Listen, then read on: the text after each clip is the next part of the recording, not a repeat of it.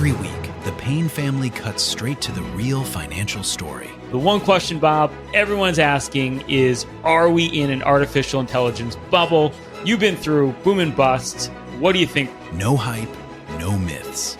Just what actually matters to your money. Does feel very similar to what we experienced in the 90s. Where are we, though? Are we in 1995, 1997, 1999? Listen to the Pain Points of Wealth on the Red Apple Podcast Network.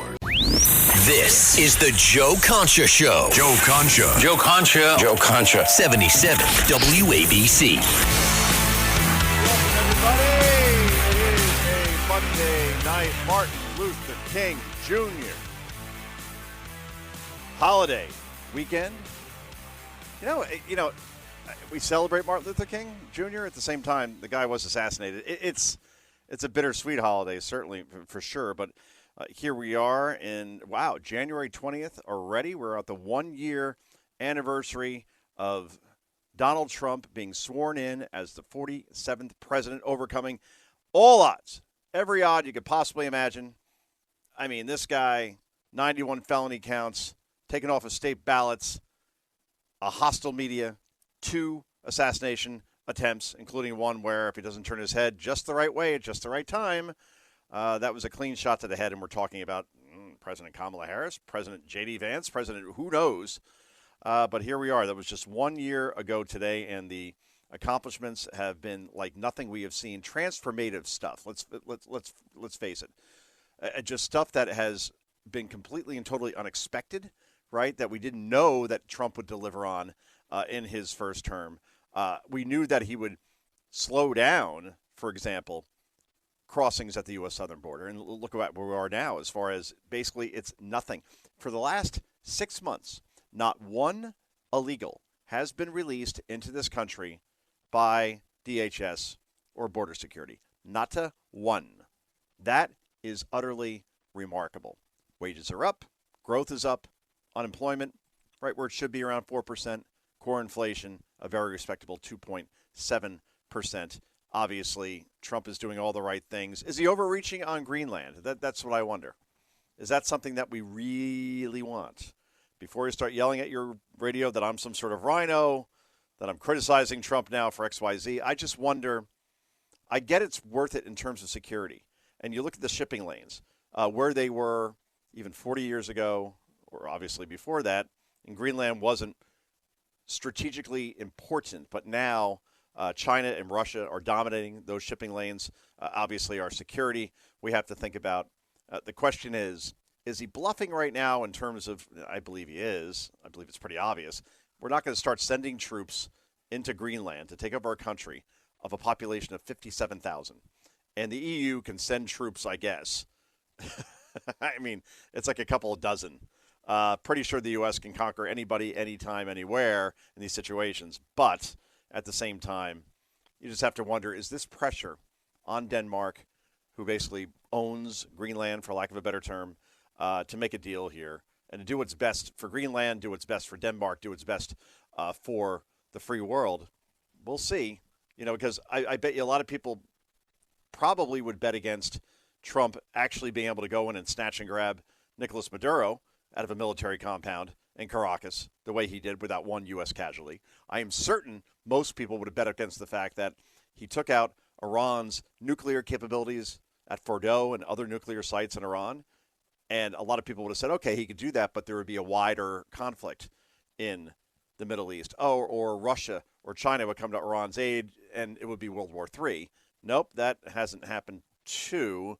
So no U.S. casualties, and he accomplished something there that very few thought he could accomplish. So while my instinct is just to discount taking over Greenland and making it a U.S. territory or a state, at the same time, I'm learning not to bet against the 47th president based on his actions more than his words than anything else, because he backs up those words with action.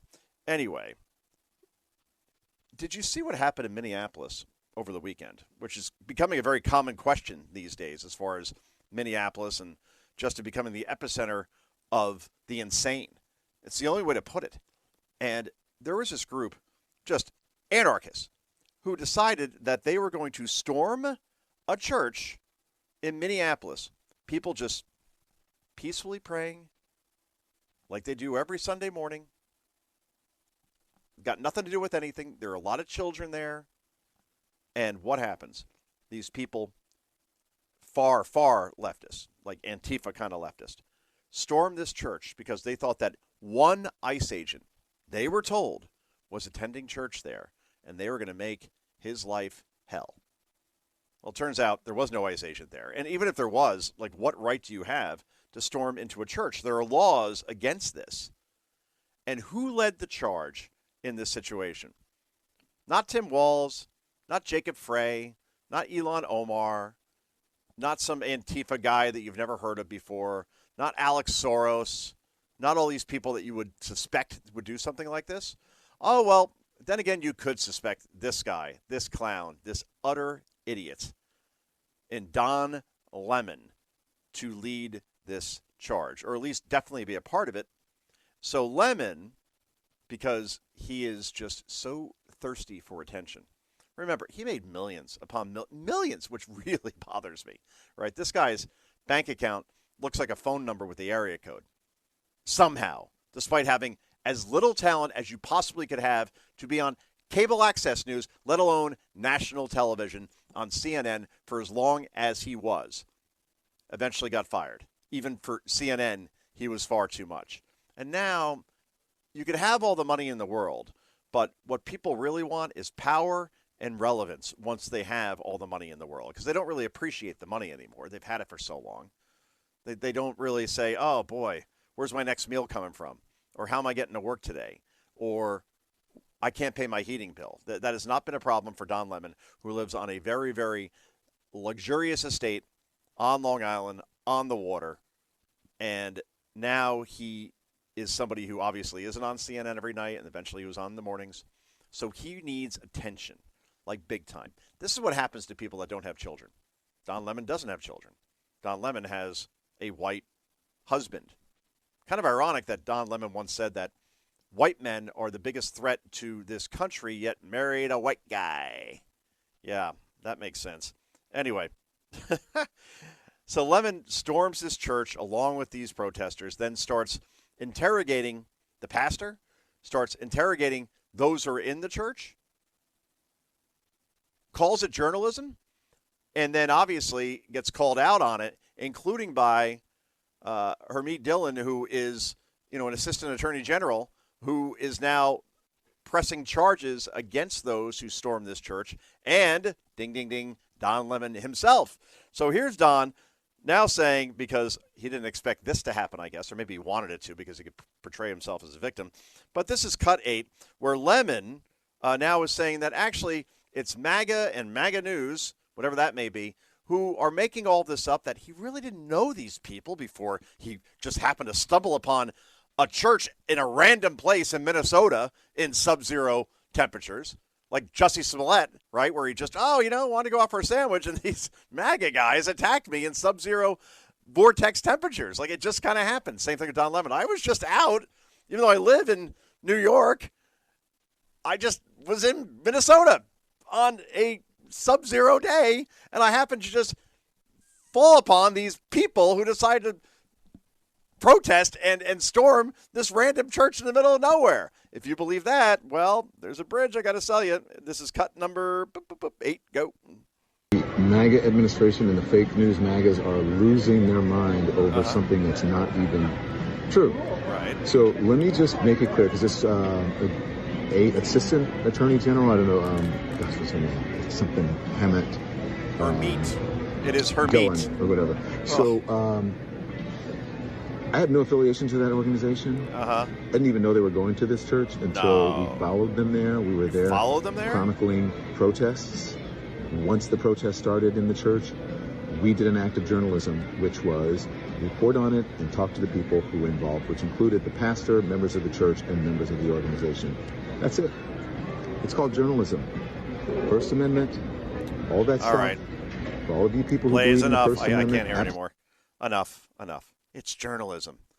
We, again, we followed this group to this one church, the one church where protests happened, like the way they did. over the weekend. Don Lemon is like a Jedi.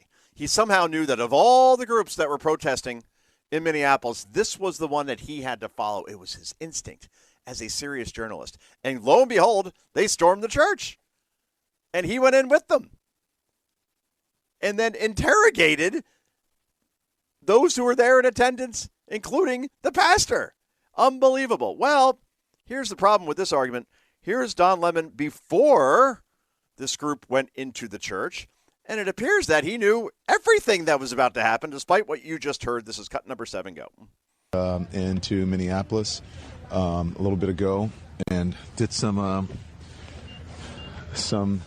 reconnaissance on the ground. Reconnaissance? Speaking to an organization there that's gearing up to for resistance and protest. No. I've been pleasantly surprised to see the community coming together.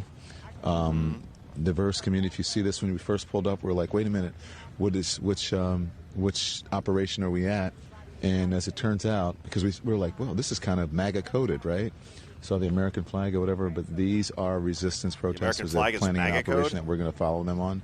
I can't tell you exactly what they're doing, but it's called Operation Pull Up, and it's Takima Armstrong, and she has been doing this since George Floyd, Dante Wright, and others, where they totally just causes. Surprise people, catch them off guard, and hold them to account. And Blaze, so that's what we're doing here. Good. And then You're holding people in church praying to account for what? For what did they do? They did nothing. And you did reconnaissance and found this group through your stupid reconnaissance? It's a 2-man crew. It's a guy filming Don Lemon and Don. That is it. We're going to believe that, actually, you know what? Here's what happened. I can't say this is fact, but this is my speculation as somebody who covers media.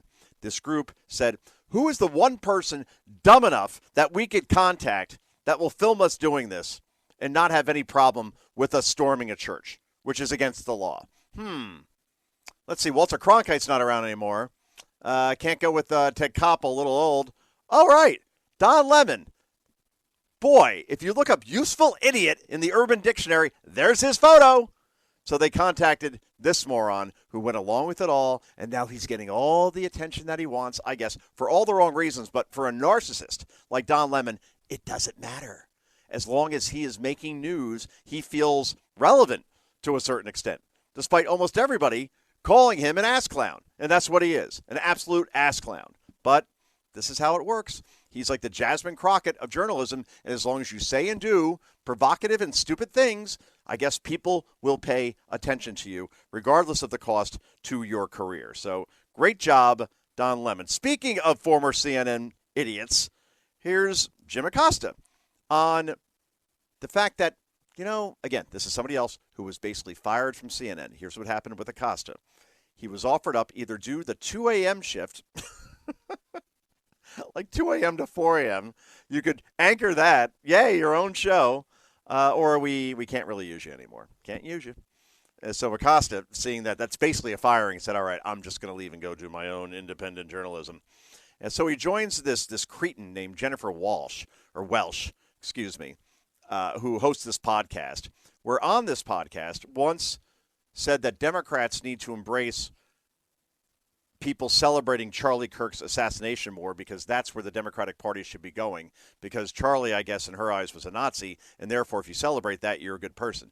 This is the logic of this podcaster, and this is where Don Lemon ran first today, by the way, to plead his case. Jim Acosta appeared recently as well, and here he is talking about how he can't go to certain restaurants in Georgetown anymore because MAGA is taking over, and boy, that makes him, as a serious journalist, really hard to pay $500 for a good meal. This is cut number 1. Go. What's it like in D.C. with the MAGA takeover? Is it different? Are the vibes different? Oh, Jesus Christ. It is my worst nightmare. I thought we were rid of this clown 4 years ago, but no, they've come back with a vengeance. Fortunately, the D.C. restaurant scene is set up where, the MAGA people have their restaurants and their places they like to go, and they're not the places I like to go. Okay. So I won't say where those places are because I don't want them to show up there, but so far, so good. It's okay. Oh. This is what Jim Acosta is talking about at this point. There's some restaurants I can't go to because MAGA is there. And again, another guy who claimed to be an objective person who is just holding the powerful to account. No, only Republicans. And all you need to know about Jim Acosta, okay, is the fact that when Joe Biden, scare quote, won the presidency in 2020 and took office, he couldn't get out of the White House press briefing room quite fast enough. Seriously. Like, in other words, he's there for 4 years during Trump, making a spectacle of himself, making himself the story, whether his battles with Sean Spicer or Sarah Huckabee Sanders or Kayleigh McEnany, all the Trump press secretaries. I mean, obviously very well known because they went viral, because that's, again, what he wants, even for all the wrong reasons. And then he battled Trump as well, tore a microphone out of an intern's hand at one point just to try to get back the mic to ask Trump more questions when he was told that, all right, you've already asked 4, you're done, we got to go on to another reporter. This is who Jim Acosta is. And then when Biden took office and he had to question, say, Jen Psaki in the same manner, circle back, the White House press secretary under Biden, he could not get out of that room fast enough and no longer was a White House correspondent because he can't be obnoxious to a Democratic administration, right? And that is Jim Acosta. Anyway, let's leave it here with one more clip because it's that good. Speaking of Washington, D.C., and the country in general, we just had the largest drop in murders we have seen in this country in modern history in 2025 under Trump. And you have to believe that the closed southern border has a lot to do with that. What we also saw was a precipitous drop in fentanyl deaths and deaths from drugs coming into this country illegally overall. So this ER doctor, and again, my wife is an ER doctor. She literally worked today like 14 hours, just brutal.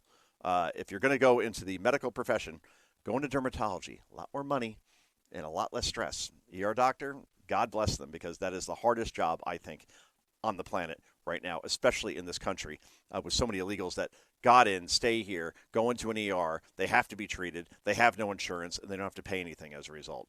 It's a joke. But this ER doctor in Washington, D.C., well, he's talking about how overdose admissions suddenly are almost non-existent compared to the Biden years, and we know why. This is cut number 3. Go. Something that I haven't said publicly yet, and it deserves to be said. We were seeing 10 to 12 overdoses a day, and we are seeing maybe 1 or 2. Wow. Sometimes we go 3 days without seeing an overdose of fentanyl. So closing our borders and doing the things that he is doing, I am 100% behind. Isn't that amazing? Doing the things that he's doing.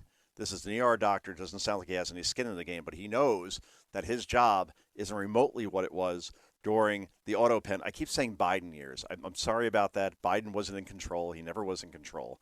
He was run by an auto pen. Whoever was behind that auto pen, I guess maybe we'll never know. You know, Susan Rice. It could be Jerry Rice. Could have been Ray Rice, Donna Rice. Some sort of Rice may have been involved. Maybe Ron Klain, the former chief of staff. Maybe it was, I don't know, George Conway in the Lincoln Project. Maybe it was speaking of fake doctors, Dr. Jill Biden and Hunter Biden. Who knows who ran the country?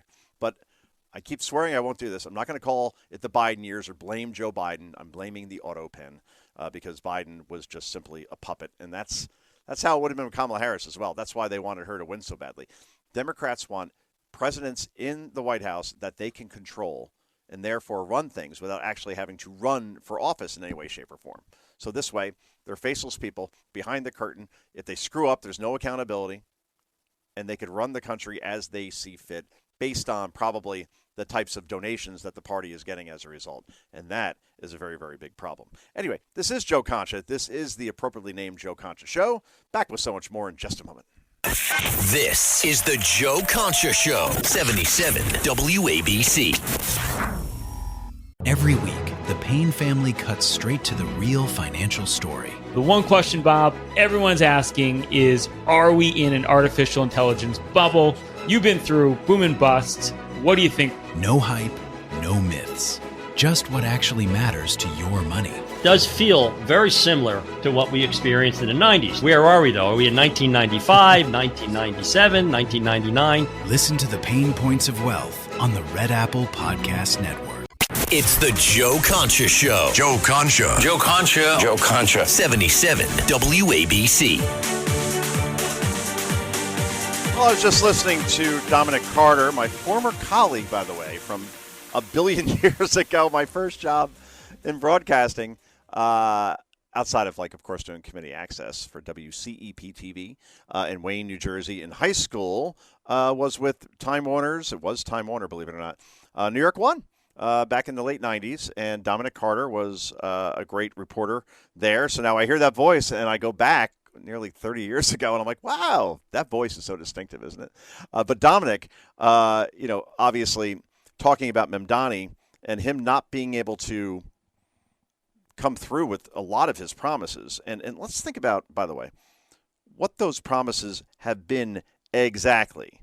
Well, for starters, let's see. He wants to have a $30 minimum wage in New York City. Let's see in 12 months if that happens. $30 minimum wage. I'm thinking that if you're a small business, you probably can't absorb that sort of cost. Or because, again, if you're a restaurant, you're a bodega, the margin in terms of profit margin, is very, very slim. And sometimes it's none or, underwater, which is why they say if you open up a restaurant, it is the most likely business to fail. That's kind of a problem, right? So then if you're going to start charging $30 minimum wage as far as, or at least if you employ that, and then these businesses have to take that on, they're either going to go out of business or they will leave. Wouldn't you leave if you know that your business can't make a profit because of a communist mayor that wants to enact something like that, thinking that, okay, that's going to buy him a lot of votes, I guess, when he runs for re-election? I don't understand how this guy is in office, but I do, because A, the competition in terms of who he ran against was profoundly inept, right? He didn't really have too much competition. He owned the social media aspect of every campaign, which is more and more important. He owned it like 50 times over, right? He ran a very smooth campaign on there. It was basically communism with a smile, and it worked because you offer up enough free stuff to an electorate that's really frustrated in terms of their lives and the way things are going. It sounds good, and almost people don't want to really do the homework in terms of how do you pay for this stuff exactly? Am I going to have to pay for this ultimately? Is it really good for the city? Of course not. They just heard the top line, which was, ooh, I could go from $15 minimum wage to $30, double my pay. I just got to vote for this guy? All right, sounds good to me. Because, again, we're in our phones too much. We're in an ADD culture where we're not paying attention. I'm not saying we all, but too many. And then they just hear sound bites and slogans, bumper stickers, and it's good enough. They don't peel off the rancid onion that this is. And that's how Zohran Mamdani is your mayor for the next 4 years.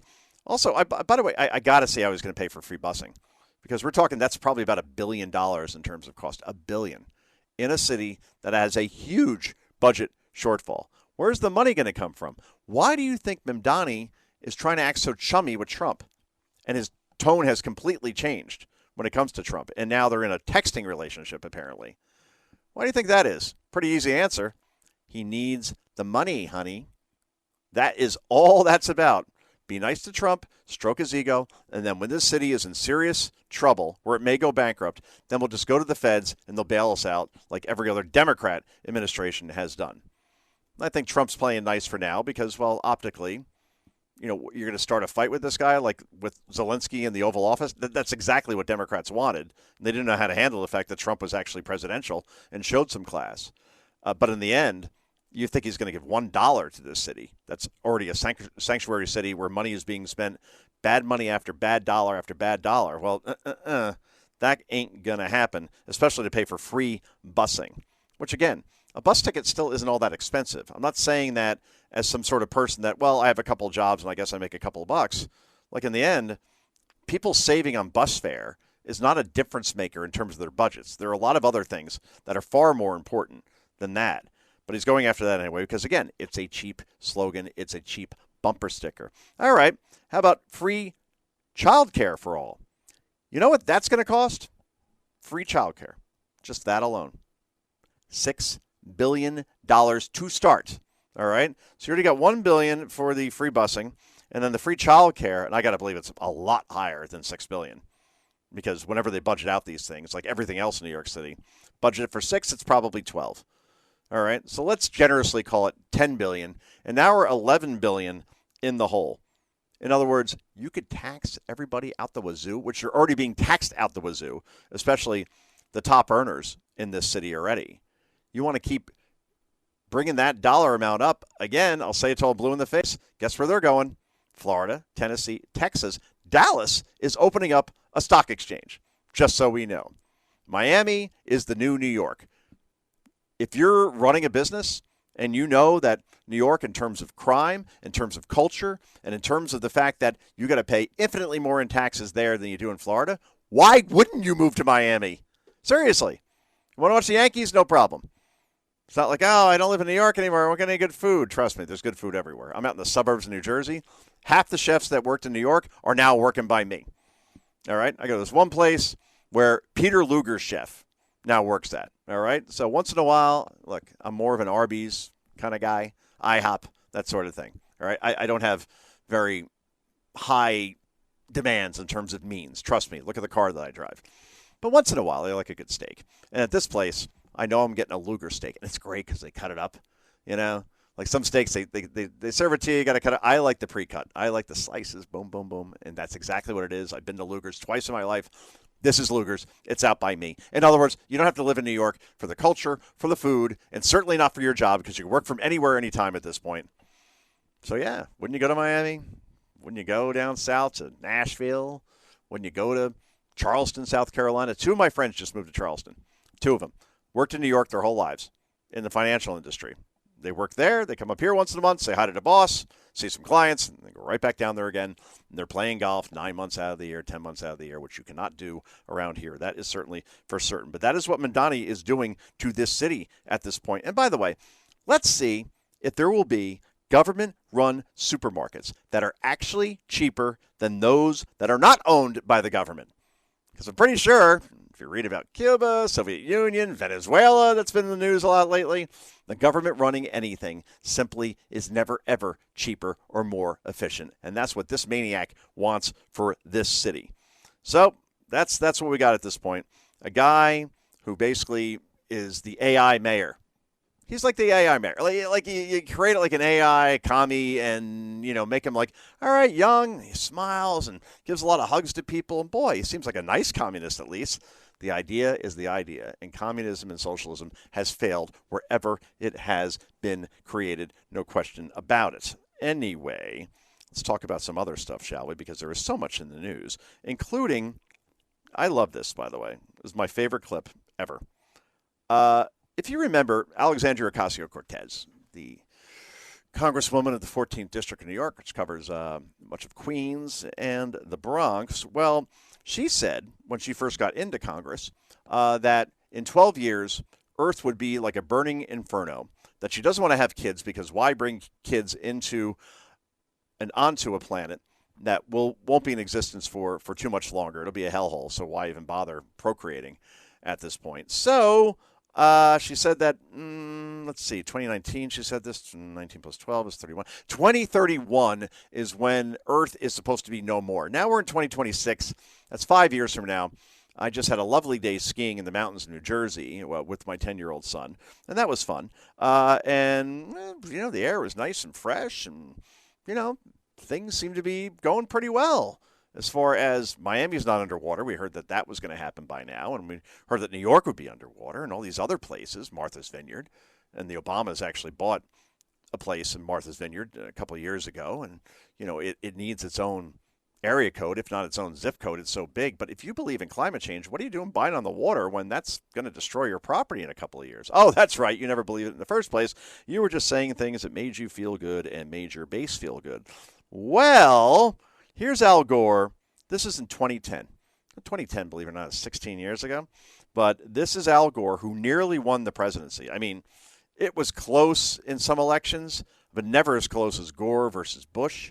came down to the 25 electoral votes in Florida. It's now 30 electoral votes in Florida. It's going to be 32 in a couple of years because the population keeps growing so much. But it just came down to 538 votes between an Al Gore and a George W. Bush. And Gore at the time, seemed normal-ish. Boring was like the big criticism of him.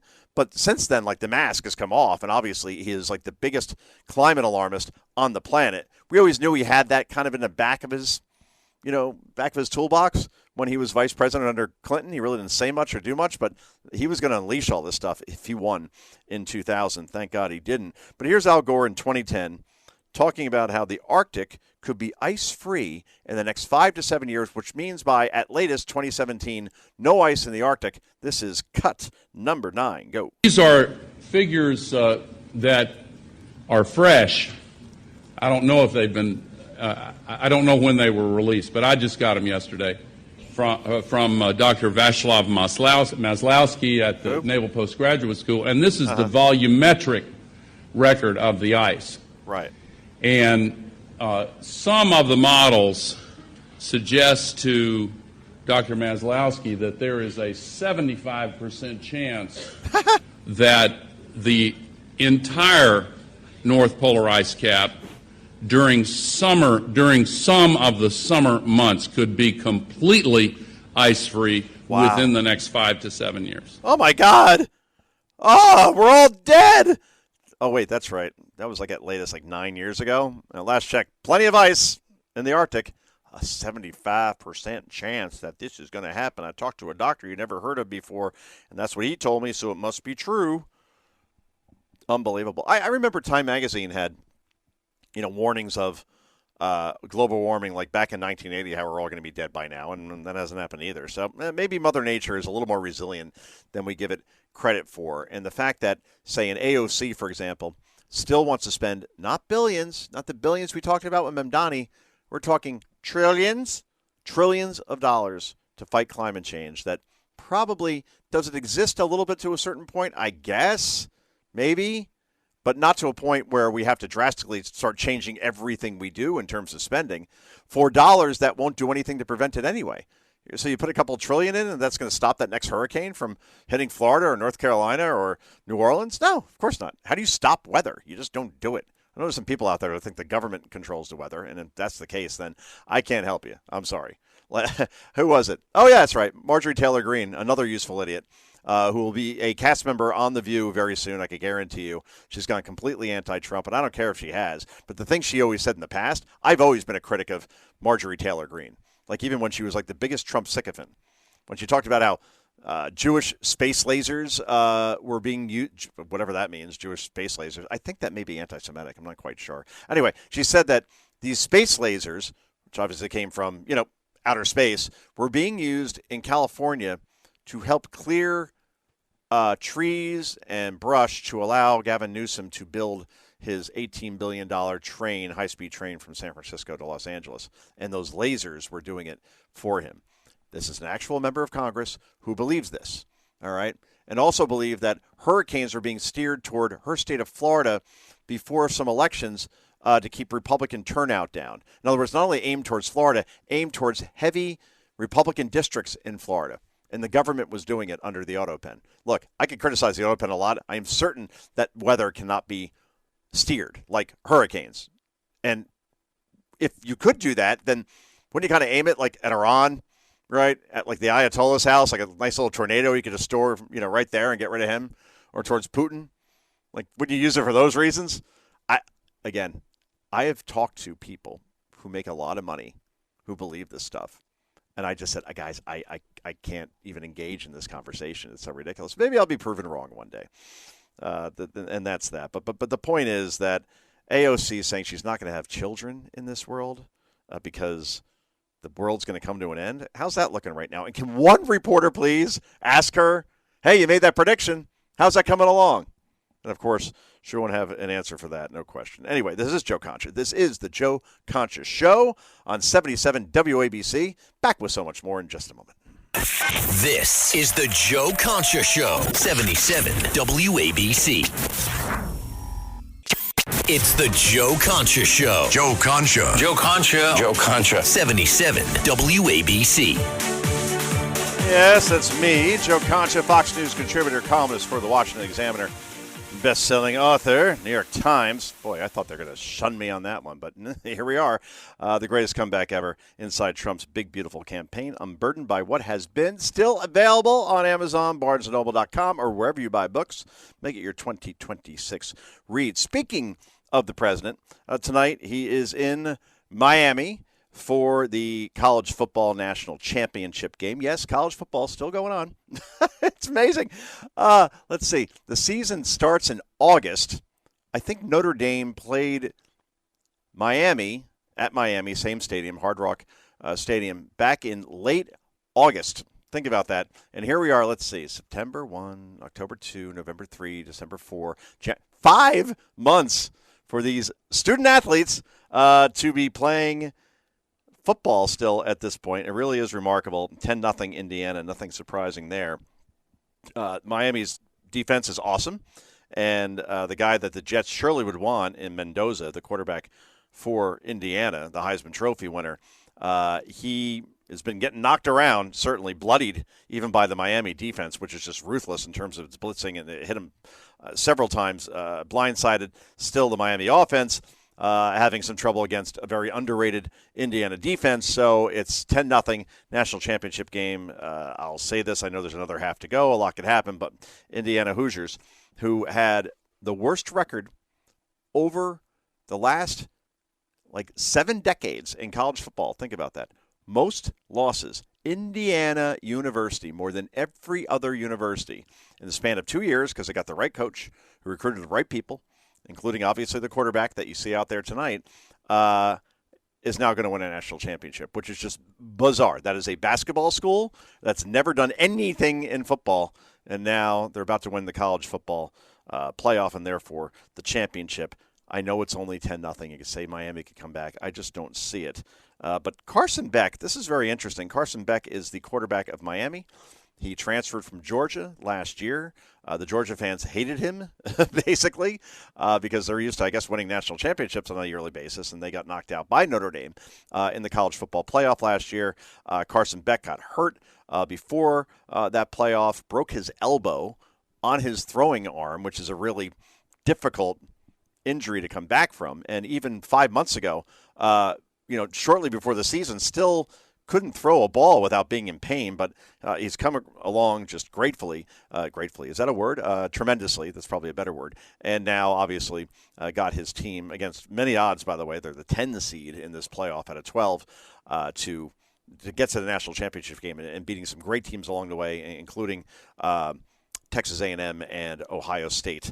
But anyway, here we are. Carson Beck, he's asked, hey, if you're playing football so much over this long period of time, like I just pointed out, where do you have time to go to classes? Here's Carson Beck's answer. This is cut number 11. Go. Did you have class yesterday? If so, what class? And I know there was a pep rally on campus. Just what has it been like being you as a student this week, particularly yesterday? No class. I graduated 2 years ago, so. He graduated Georgia 2 years ago, but the world of college football with this transfer portal allows a guy like Beck, despite the fact that not transferred, a couple months ago, last year, 2 years ago, basically like a middle-aged guy at this point, playing football for the University of Miami without attending classes at the University of Miami in beautiful Coral Gables. I'm just floored by this, but I guess it's kind of a thing now. Stetson Bennett, who was the predecessor to Carson Beck at Georgia, who won 2 national championships there, was 27 years old when he was playing quarterback for Georgia. 27! Some NFL players are long gone retired by age 27. So this is the world we live in. It's not only like, wow, this 19-year-old kid came out of nowhere to lead the team to the national championship. 25, 27 years old. This is the world we live in. It's just crazy. Meanwhile, obviously, the Giants now officially over the weekend signed John Harbaugh, the brother of Jim Harbaugh, to a huge contract to be the next coach of the Giants. Okay, you have a proven winner here, a guy who has Super Bowl ring. That's nice. A guy who actually 2 now. I think he has 2, right? I think he's got 2. I know he beat the 49ers in 2012, I want to say. Oh, no, that's right. The one before that, when the Giants got destroyed by the Ravens, that was under another coach. But still, all right. Every year, the Ravens are in the playoffs. This year, they didn't quite make it because their field goal kicker missed a kick with no time remaining against the Steelers. Very windy conditions. That apparently cost him his job. Go figure. And always a winning record, always competitive, a guy that just brings a winning sort of attitude to him. We have not seen this, quite frankly, with the New York Football Giants since Tom Coughlin and obviously Bill Parcells before that. So they're getting this kind of pedigree. And let's see if the Giants, who have at least, looks like a decent quarterback in Jackson Dart and some other pieces there, if now they can go to the next level. Maybe not next year because this is going to take some time. As poorly as the Giants were, what were they, 4-13 this year? Yeah, hard to come back from that. So probably a transition year next year. Hopefully play around 500 and then get to that next level where the Giants are back in the playoffs, back winning Super Bowls. They have 4 of them, and back being the king of football in New York. I guess they are now because the Jets are that much worse. Obviously, they haven't signed any big name coach. It looks like they're not going to. They'll stay with Aaron Glenn. I don't think Aaron Glenn's the problem there. Obviously, they need this thing called a quarterback. That kind of guy. Justin Fields, like I told you as a Bears fan, was not leading this team anywhere. I don't think that was the expectation. So hopefully they could go out, draft somebody high or trade for a quarterback that could change things around for the New Jersey Giants, East Rutherford Jets, I should call them. That's who they are. But my favorite stats with the Jets, I can't get over it. They never intercepted a pass the entire season, which has never happened in NFL history. Imagine that, not one interception. And your coach is a former defensive back? How is that possible? But Garrett Wilson was their leading receiver. He's been out since week 8. That's really hard to do in a 17-week season where no one could catch the yardage that he had through the first 8 weeks, which wasn't anything great. But that's where that was. But overall, the Pittsburgh Steelers also let go of Mike Tomlin. He is only the third coach the Steelers have had since 1969. The Jets, we are now on 21. 7 times more, if I'm doing my math right. I'm doing multiplication tables with my son. So, 3 times 7 equals 21. 7 times more coaches for the New York Football Jets. And that's where they are at this point. But Trump overall, Trump being in Miami for this game tonight, really just shows you this guy understands that major sporting events are the easiest campaign ad you could possibly do. And I know maybe he is not running for a third term. Don't count that out completely. But overall, just as far as the presidency, it's always a constant campaign, regardless of who's in office, especially with President Trump. But let's think about this. Since January of 2025, when he took office again, he attended the Super Bowl last year, the first president to do this in the 59 years they've had Super Bowls. Not one president thought this was a good idea. I would think Reagan, the Gipper, would have gone to a Super Bowl because it's such an easy optic to be there. Greet the players on the field, maybe you do the coin toss, maybe whatever. Or you're just up in a box cheering, and 125 million people are watching at home. Layup. Why would anybody think not to do this until Trump? It really is remarkable. And then you look at the other things he's attended. Daytona 500, he took the Beast, actually did laps around the Daytona 500. I don't think he was driving, but regardless, it looked cool. UFC fights he's attended with Dana White, for example. And there's going to be UFC fights on the South Lawn next year for July 4th.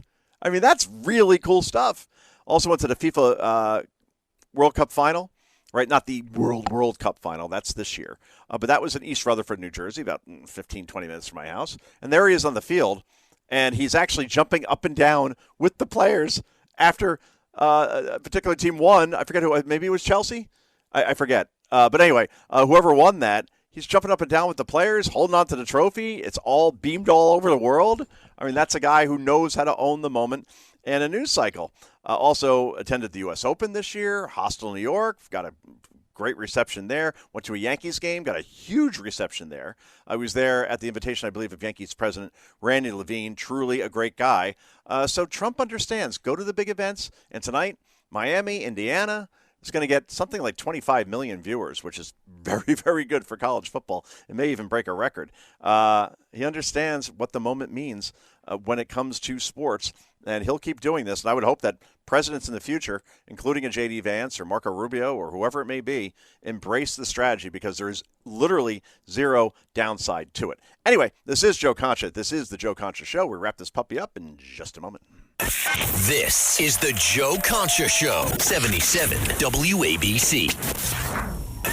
This is the Joe Concha Show, 77 WABC. All right, welcome back, everybody. Well, Chris Cuomo is currently on News Nation, another ex-CNNer, and he's kind of gone through an evolution, or maybe, he was like ultra-liberal on CNN, right? The guy who faked his own COVID diagnosis. I'm sure he had COVID, but he said anyway, he claimed that he was under quarantine for like 14 days and ended up doing a bunch of shows from his basement and then bought his brother on, Andrew, to do like these comedy routines, and apparently liberals love this stuff. And then it was revealed later that he left his cellar, went out to visit a house he was building out in Long Island, got into some sort of verbal confrontation from some 60-something-year-old guy who was riding by and saying, "Hey, don't you have COVID? Should you be inside right now?" And Cuomo lost it. But now he's got a News Nation. He's gone back to the center, I guess, or maybe that he's just acting like he went back to the center. But anyway, this seems pretty genuine, however, and this is cut 13 of Cuomo going off on AOC. Very interesting stuff. Cut 13, go. How do you keep them from having the nuke? Impeach Trump is the opposite of having a better idea. That's Iran. You're killing your party. You're killing your party. And look, I hope it works out for you. I hope you guys splinter off and become, whatever you really are. Because you're not a capitalist and you're not a Democrat. Wow. And, you can say, well, what do you know? I was raised by a real one. Go ahead and criticize Mario Cuomo. What's going to be your biggest insult? That he spawned me and Andrew? Is that going to be the best you have? Because you ain't shit. Whoa! See? I knew a beep was coming. Who cut that? All right, hopefully the FCC isn't listening. It is a 9:56 on a Monday. But anyway, the point is that he goes off on AOC because AOC apparently has a big problem with, still to this day, the fact that President Trump bombed Fordo and Iran's nuclear capabilities, and Cuomo basically saying that you're not a real Democrat. My dad, Mario Cuomo, Mario Cuomo, could have been president, maybe. It's all about timing. But he had Ronald Reagan in his way, and Reagan would probably still beat him, not quite to Mondale levels, but that's how that probably would have gone. I love this, by the way. This is an ICE officer who, over the weekend, who was scolding protesters for impeding them because he's trying to explain, here is what you're not allowing me to do. Here is who we're trying to arrest. And this is what's lost in this story. It's all about the protesters and all about how horrible ICE is, according to legacy media, and how genuine and good and pure the protesters are in stopping them. One little problem. What is ICE trying to accomplish here again? This officer explains it perfectly in cut number 12. Go. Reporting. We're here to arrest a child sex offender. And you guys are out here honking. Oh, they're not. No, we're pressed. We're not. That vehicle right there is honking and impeding our investigations while we're trying to arrest a child sex offender. That's who you guys are protecting. Exactly. In the end, when you look at it, like if you impede ICE, they're protecting sex traffickers and, what are we talking, murderers, talking rapists? We're calling a child in terms of kidnappings, and this is what ICE is doing now at this point. This is what their job is, to arrest these people. And if you're a protester and you think you're doing something great for the country or you feel good about yourself, you are literally protecting the worst people on the planet from being deported and arrested. Anyway, this is Joe Concha. This has been the Joe Concha Show. Tune in tomorrow night at 9 p.m. Eastern Time.